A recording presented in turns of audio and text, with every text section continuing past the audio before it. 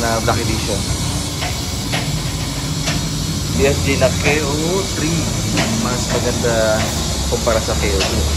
Hindi siya madulas sa basang kalsada. 285 na rin doon.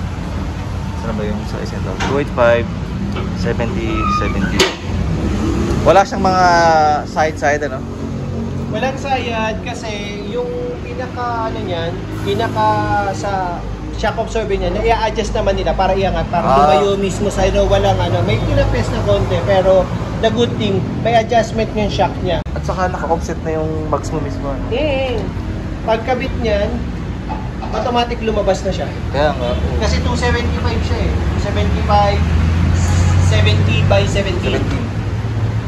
Ah, hindi. 285 nga ito eh. 285. Ito, 285 siya. Ito yung magandang review sa kanya. Best combination ng KO3 na gulong ay propender suspension. Totoo nga daw na maganda yung KO3. Ayan o. Siyempre, upgrade natin yung manibela, no? Yung steering, rocket pinion. Konti na lang yung pulang nakikita kong ganito eh. Yan ay yung fiery red. Anong kulay niya? Fiery red. Fiery. Fiery red. Fiery red. Fiery red. Ah, fiery red. Kasi yung ngayon parang naging dark red na siya. Dark Ngayon red fiery red yan. Nagiging may pagka-orange siya na ano, datingan niya. Oo nga. Konti na lang to. Yung red na Black Edition ng Navara. All trucks gamit niya nga. Matte lamps.